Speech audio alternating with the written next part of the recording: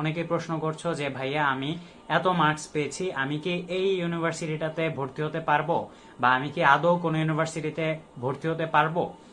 যারা হচ্ছে 45-এর নিচে পেয়েছো, তোমাদের কিন্তু অনেক দিন ওয়েট করতে হবে। ক্লাস শুরু হওয়ার 1-2 মাস পরে অনেক স্টুডেন্ট চলে যায় ভর্তি বাতিল করে।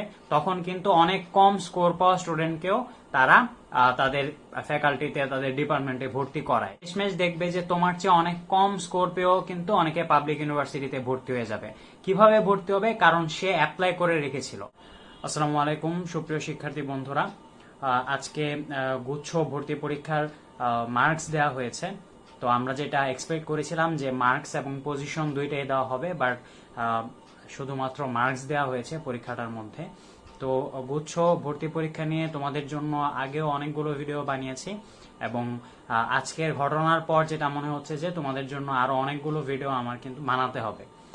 অনেকে প্রশ্ন করছো যে ভাইয়া আমি এত মার্কস পেয়েছি, আমি কি এই ইউনিভার্সিটিটাতে ভর্তি হতে পারবো, বা আমি কি আদৌ কোনো ইউনিভার্সিটিতে ভর্তি হতে পারবো। তো এই প্রশ্নটা কিন্তু এখন একদম সবচেয়ে গুরুত্বপূর্ণ একটা প্রশ্ন, এবং বলতে গেলে এটা এখন আমাদের দেশের জাতীয় প্রশ্ন বলা যায়।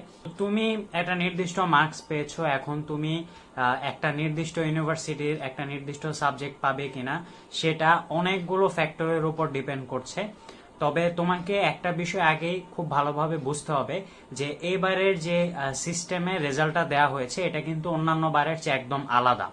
এবার কিন্তু এরকম না যে হচ্ছে একটার পর একটা সাবজেক্ট রয়েছে বা একটার পর একটা ভার্সিটি রয়েছে, একটা নির্দিষ্ট পজিশন পর্যন্ত একটা ভার্সিটি যাবে, তারপর থেকে অন্য একটা ভার্সিটি শুরু হবে, তারপর থেকে অন্য একটা ভার্সিটি শুরু হবে, বা একটা ভার্সিটির মধ্যে একটা নির্দিষ্ট পজিশন পর্যন্ত একটা সাবজেক্ট পাবে, তারপর থেকে অন্য একটা সাবজেক্ট পাবে। এবার কিন্তু ব্যাপারটা এরকম হবে না।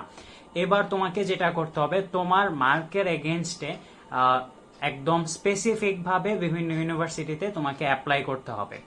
তো এটা খুব ভালোভাবে বোঝো।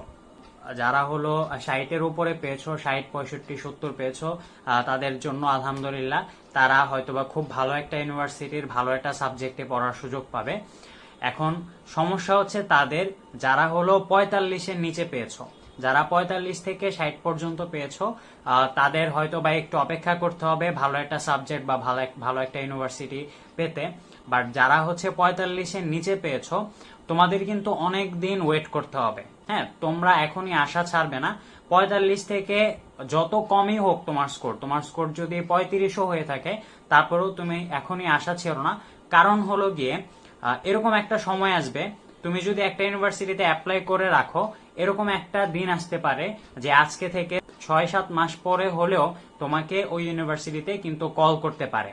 কারণ এখন হচ্ছে আলাদা আলাদা প্রত্যেকটা ইউনিভার্সিটিতে অ্যাপ্লাই করতে হয়। এরকম কিছু কিছু ইউনিভার্সিটি থাকবে যে ইউনিভার্সিটিগুলোতে সবাই অ্যাপ্লাই করবে, অর্থাৎ যে হলো 75-80 পেয়েছে সেও অ্যাপ্লাই করবে, যে হচ্ছে 30-35 পেয়েছে সেও অ্যাপ্লাই করবে। আবার কিছু কিছু ইউনিভার্সিটি থাকবে যে ইউনিভার্সিটিতে দেখা যাবে যে খুব কম সংখ্যক মানুষ অ্যাপ্লাই করবে, এবং সেই ইউনিভার্সিটিগুলোতে দেখা যাবে যে অনেক কম যদি তোমার স্কোর থাকে তাহলেও তুমি চান্স পেয়ে ফেলতে পারবে। তো all you have to do is to wait. অনেকদিন হয়তো বা তোমাকে অপেক্ষা করতে হবে। তবে আমি যেটা বলবো যে তুমি এখনই আশা ছেড়ে দিও না। যাদের 60-র উপরে আছে, আমি আবারও বলছি যে তোমাদের কংগ্রেস, তোমরা হয়তো বা তোমাদের স্বপ্ন অনুযায়ী একটা ইউনিভার্সিটি বা একটা সাবজেক্ট পেয়ে যাবে। বাট যাদের হচ্ছে 45-এর উপরে, 45 থেকে 60-এর মধ্যে আছে, তাদের হয়তোবা একটু স্ট্রাগল করতে হবে তাদের পছন্দ মতো একটা সাবজেক্ট বা ভার্সিটি পাওয়ার জন্য। বাট যারা 45-এর নিচে আছো, তাদেরকেও আমি বলবো যে তোমরা হাল ছেড়ো না। তোমার স্কোর যেটাই হয়ে থাকুক, তুমি হচ্ছে তারপর যতগুলা সম্ভব ইউনিভার্সিটিতে অ্যাপ্লাই করে রাখবে। কারণ এটা প্রত্যেকবারই হয় যে কিছু কিছু ইউনিভার্সিটি থাকে শেষ পর্যন্ত পাশ করা স্টুডেন্ট খুঁজে পায় না ভর্তি করার জন্য। এটা কিন্তু প্রত্যেকবারই হয়ে থাকে, এবং অনেক ইউনিভার্সিটি আছে শেষমেশ হচ্ছে জানুয়ারি ফেব্রুয়ারিতে যাওয়ার পরে, অর্থাৎ ক্লাস শুরু হওয়ার 1-2 মাস পরে অনেক স্টুডেন্ট চলে যায় ভর্তি বাতিল করে। তখন কিন্তু অনেক কম স্কোর পাওয়া স্টুডেন্টকেও তারা তাদের ফ্যাকাল্টিতে, তাদের ডিপার্টমেন্টে ভর্তি করায়। কিন্তু তার জন্য যেটা করতে হবে, তোমাকে ভার্সিটিটাতে অ্যাপ্লাই করে রাখতে হবে। এখন তোমার স্কোর অনুযায়ী তুমি কোন কোন ভার্সিটিতে অ্যাপ্লাই করবে সেটা হয়তোবা তুমি নিজে বুঝবে না। তো সেটা তোমাকে বোঝানোর জন্য আমরা অনেকেই আছি। তোমার সিনিয়র যারা আছে বা তোমার টিচার যারা আছে তাদেরকে তুমি জিজ্ঞেস করতে পারো, বা আমাকেও জিজ্ঞাসা করতে পারো, বা আমার মতো যারা এডমিশন এক্সপার্ট রয়েছে, এডমিশন নিয়ে কাজ করে, তাদেরকে জিজ্ঞাসা করতে পারো। আমি বা আমরা তোমাদেরকে ভালো একটা আইডিয়া দিতে পারবো যে তুমি কোন কোন ইউনিভার্সিটিতে অ্যাপ্লাই করবে। বাট অবশ্যই তোমাকে অ্যাপ্লাই করতে হবে, তোমাকে কিন্তু হাল ছেড়ে দিয়ে বসে থাকলে চলবে না। কারণ হলো শেষমেশ দেখবে যে তোমার চেয়ে অনেক কম স্কোর পেয়েও কিন্তু অনেকে পাবলিক ইউনিভার্সিটিতে ভর্তি হয়ে যাবে। কিভাবে ভর্তি হবে? কারণ সে অ্যাপ্লাই করে রেখেছিল, তুমি অ্যাপ্লাই করো নাই, এই জন্য তুমি ভর্তি হতে পারো নাই। ঠিক আছে, আশা করি অনেকটাই ক্লিয়ার হয়েছে বিষয়টা। আর এবারের যে ভর্তি পরীক্ষার ফলাফলটা সেটা কিন্তু অন্যান্য প্রত্যেকবারের চেয়ে ভিন্ন। তো এই জিনিসগুলো একটু মাথায় রাখতে হবে যে আসলে এখানে তোমাকে অনেক ট্রিক্স খাটাতে হবে, তোমাকে অনেক ট্রিক্স করে অ্যাপ্লাই করতে হবে কোন কোন ইউনিভার্সিটিতে তুমি অ্যাপ্লাই করবে। ঠিক আছে, তো তুমি যত বেশি ইউনিভার্সিটিতে অ্যাপ্লাই করবে বা যত বুদ্ধিমত্তার সাথে ভার্সিটিতে অ্যাপ্লাই করতে পারবে, তোমার কিন্তু চান্স পাওয়ার সম্ভাবনা এখন তত বেশি থাকবে।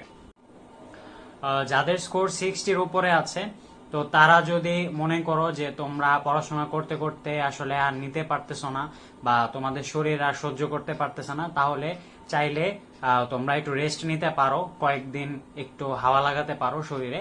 বাট 60-এর নিচে যারা আছো তাদের জন্য কিন্তু সবকিছুই আনপ্রেডিক্টেবল। তোমরা আসলে কোন ভার্সিটিতে চান্স পাবে বা কোন সাবজেক্টে চান্স পাবে কোনো কিছু আসলে বলা যাচ্ছে না। তো তোমরা একদম শেষ পর্যন্ত লড়াই করে যেতে থাকো, সামনে যতগুলো ইউনিভার্সিটি আছে সবগুলোর পরীক্ষা খুব ভালোভাবে দাও। কারণ দেখা যাবে যে তুমি হয়তো বা একটা জিনিস আশা নিয়ে বসে আছো বা এক্সপেক্ট করে বসে আছো যে তুমি হয়তো বা এই স্পেসিফিক ইউনিভার্সিটিটাতে ভর্তি হতে পারবে, পরে দেখা গেল যে তুমি ভর্তি হতে পারলে না। কারণ এবার কিন্তু আমি আবারও বলছি সবকিছু আনপ্রেডিক্টেবল। তো বাকি যে ইউনিভার্সিটিগুলোর পরীক্ষা রয়েছে সেই পরীক্ষাগুলো ভালোভাবে দাও, দেখা যাবে যে হয়তো বা খুব ভালো কিছু তোমার জন্য লেখা আছে। সবাই ভালো থাকবে, সুস্থ থাকবে, সেই কামনা করে আজকে এখানেই বিদায় নিচ্ছি।